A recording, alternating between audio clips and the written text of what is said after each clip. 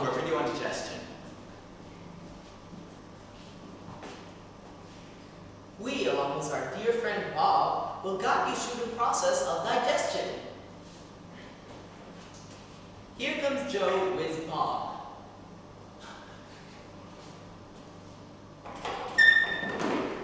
Uh-oh. Keep the digestion. Yeah. Yep. Bob's digestion are falling out, so he didn't eat healthy the last few years. And that's what happens when you don't eat healthy. He didn't eat anything, actually. Because he's plastic. So, go. So sit back and relax as we show you this BLT sandwich and how it travels through Bob's digestive system. So, first off, here is our bread. Bread and other grains, including rice and pasta, deliver carbohydrates to our bodies. They provide us with energy needed to function daily. Whether it's football, hockey, fishing, or doing well in school, your body needs energy to do work. Now for the lettuce, right here. Where's the lettuce? Do you eat the lettuce? Maybe. Now, for this tiny piece of lettuce and the tomato Joe ate already, lettuce and other vegetables contain vitamins. For example, E, K, B2, B6, and folic acids.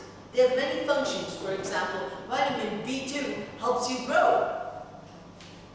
Yeah, nice try, Jonah. Aw, come on! Now for Jonah's favorite part, the bacon. Bacon contains protein and fats. Proteins are needed to help you grow big and strong, like me. They also function in healing the body after an injury. Most people think fats are unhealthy, and if you eat a lot of fats, it can lead to obesity, which has its own set of problems. However, fats, in proper amounts, are needed to create the fatty tissue needed to protect our internal organs. Fat also provides energy needed to form cell membranes. Here's an experiment to show how fat protects our organs. This pillow represents our fat. When I punch the pillow, it protects Bob's organs. It's sort of like a natural airbag in a car. It's only for our body and inner organs. It's great. And all of these organs will be important in the sandwiches stripped from Bob's body. Well, not all of them. The organs we are talking about are only the ones necessary for digestion, so all the unneeded stuff can go. Off. Sorry, Bob. Yeah, get it. That includes the lungs, the heart, other lung, This. trachea,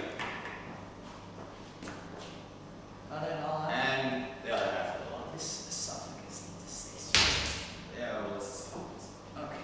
Alright. So now Bob is ready to show you how digestion works. Digestion is a process in which food travels through the body and is broken down. The food is turned into energy and other nutrients needed to live. Eventually, the best part of digestion happens and the food leaves the body. But we will burn that bridge when we get there. First off, we need to start with the mouth, which is the sandwich's first part of the journey. The mouth and the teeth in the mouth break your food into many smaller pieces so you don't choke, and it's easier to break down when it's in your stomach. Also, the mouth contains glands that secrete fluid called saliva, aka spit. Saliva starts to begin the chemical digestion of the food. Saliva breaks down the starches in food and turns them into sugar. The chemical responsible in saliva for this change is called an enzyme. There are many different types of enzymes in your body, each with a different job and a different shape. Because all enzymes have a different shape, they can only perform one chemical reaction. They're kind of like puzzle pieces. One puzzle piece can only fit with its matching puzzle piece. If they don't fit, then they don't work. By now, all the food has been chewed by the teeth and mixed with saliva, forming a goo. This is just our little model goo. It's not really a sandwich, but that's the point. Now that the BLT is a goo, it can easily pass through the esophagus. The esophagus is a one-way highway from Bob's stomach, from Bob's mouth, to his stomach, where digestion continues further. So, the food goes. Here's our model of an esophagus. Here's Bob's esophagus. Now, this is more what like an esophagus looks like. Kind of like a piece of beef jerky. Now, we're going to pour this fake food down Bob, our fake esophagus. Now, all along the esophagus, there are many muscles. So, the muscles work their way down the esophagus so the food doesn't go back up. That way, if you're even upside down, the food will be able to keep going down. The muscles are kind of like an elevator, if you think about it. They force food down, and hopefully they don't let it back up.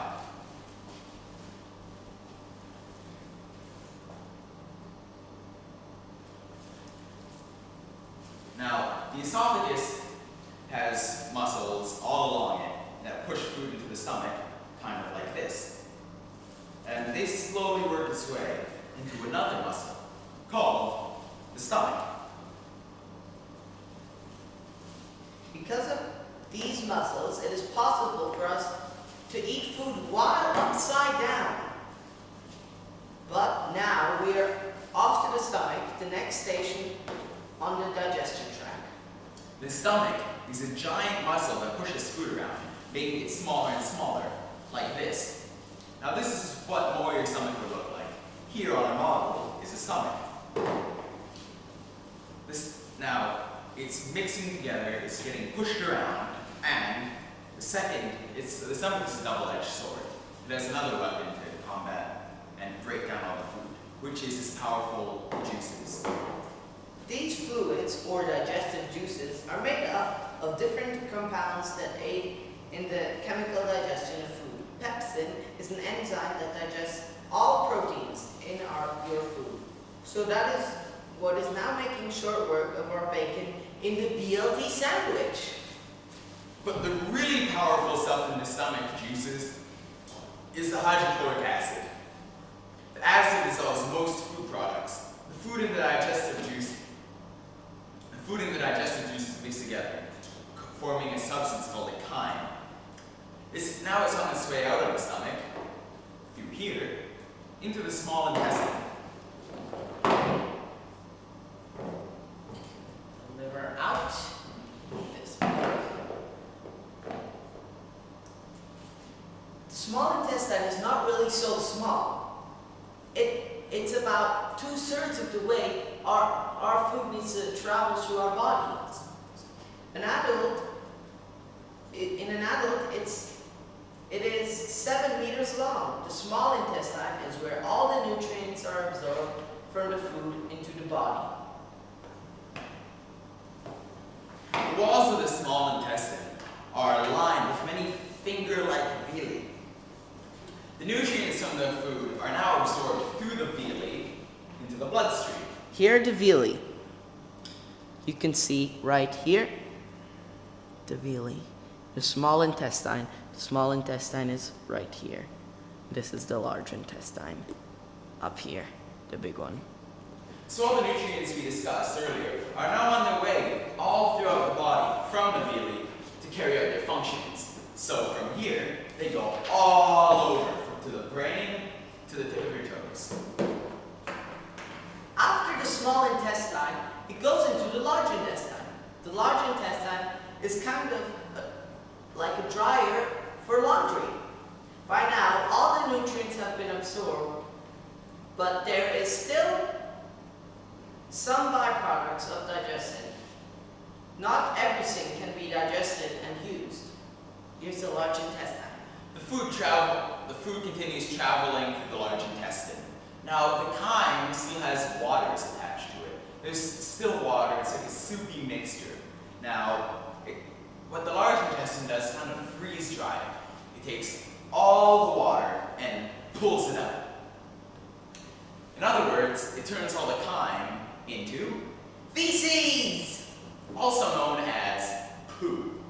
Now the feces are on the way out. They are stored in the rectum, and then they're on their way to leave the body via the anus.